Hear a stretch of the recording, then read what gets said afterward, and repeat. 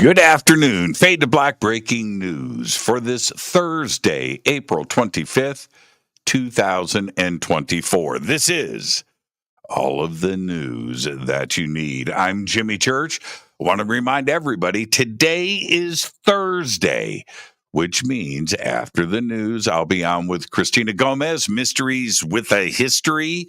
And today we're going to be talking about UFOs over airports. Coming up at 2:30 p.m. live Pacific time. So we'll see everybody over there. Tonight on Fade to Black, Geraldine Orozco is with us, one of my favorite people. And tonight, well, we're going to be talking about, ET, contact, and all of that stuff.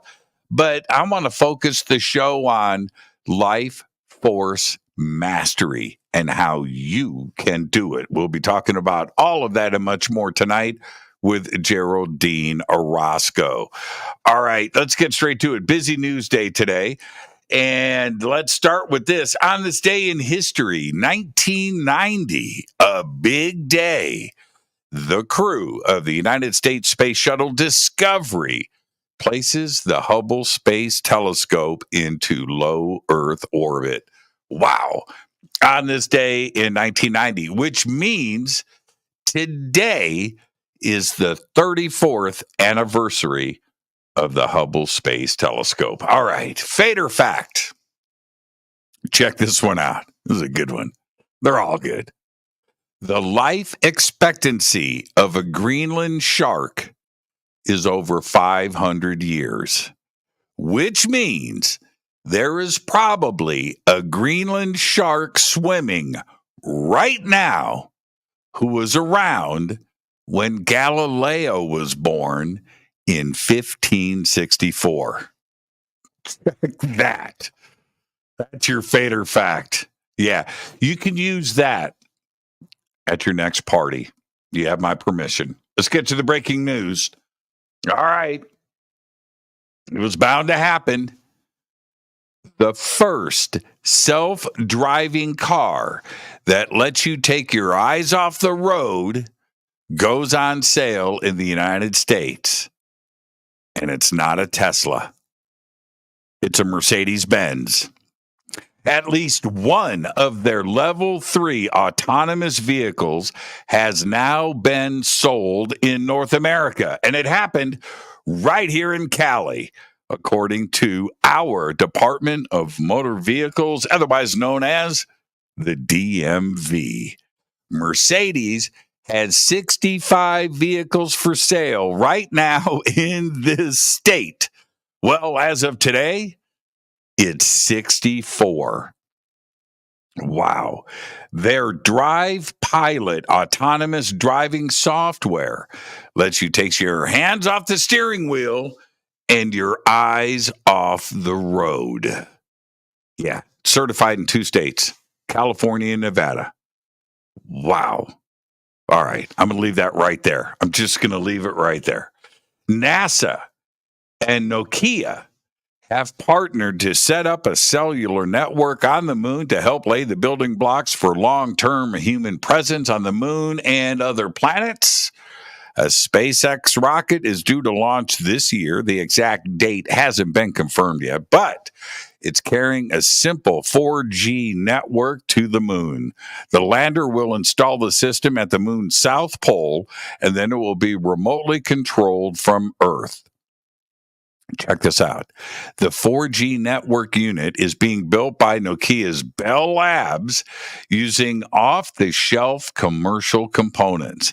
The lander is made by Intuitive Machines, and once deployed, it will connect to 2 roaming vehicles that will search for ice. Wow. A 12-string guitar played by John Lennon and George Harrison and thought to have been lost for almost 60 years is going up for auction. It's an acoustic. It's a Framus. It's a Framus hootenanny, and it's called the Help guitar, by the way. It was used by the band in 1965, featured in recording sessions and performances and film, including songs like Help, You've Got to Hide Your Love Away, and It's Only Love. After that, Lennon gave the guitar to a friend who passed it on to someone else and took the guitar home, tossed it in the attic, and forgot about it. I'm not making this up. The guitar will go under the hammer as part of Julian's Auction's Music Icons event, which will take place at the Hard Rock Cafe in New York City on May 29th and 30th. Tossed it in the attic and forgot about it. The blades of the windmill atop of the Moulin Rouge dance hall in Paris fell off last night, damaging the facade of the building. The falling blades tore off the first three letters, M-O-U, Moulin, of the venue sign, but they were replaced this morning. No injuries were reported from the damage. You've seen the movie. You know the windmill, right? Those blades. That's a trip. China greenlights mass production of autonomous flying taxis. Yeah, that's the headline, with commercial flights set for 2025. That is next year. The EHang EH216S autonomous flying taxi is the first eVTOL, that's electronic vertical takeoff and landing, ready for mass production and could lead the way for flying cars around the world. Well, it's not a flying car. It's a huge drone with a carbon fiber fuselage and 16 propellers powered by 16 motors. It has a cruise speed of 62 miles per hour, a maximum altitude of around 10,000 feet, and carries 2 passengers. It's not a flying car, but it's very, very cool. All right. The decipherment of an ancient scroll has revealed where the Greek philosopher Plato is buried. Graziano Ranaccia, a philosopher at the University of Pisa, and his colleagues used artificial intelligence, AI, to decipher text preserved on charred pieces of papyrus recovered in an ancient Roman town located near Pompeii. As we know, that volcano erupted in 79 AD. The scroll says that Plato was buried in the garden reserved for him, a private area intended for his Platonic school of the Academy in Athens, near the so-called Museon, a space sacred to the Muses. Now, until now, it was only known that he was buried generically somewhere in the academy, in the general area. But now they know. So, what to do next? I'll keep you posted. And finally, I'll leave you with this. It's time to think. On April 10th, a bright red atmospheric hole was spotted in the night sky above Texas shortly after SpaceX launched 23 Starlink satellites into space. It is the latest example of an increasingly common phenomenon caused by the company's dying rockets. An eerie, blood-red orb of light was photographed by Abdur Anwar. He's a photographer, by the way.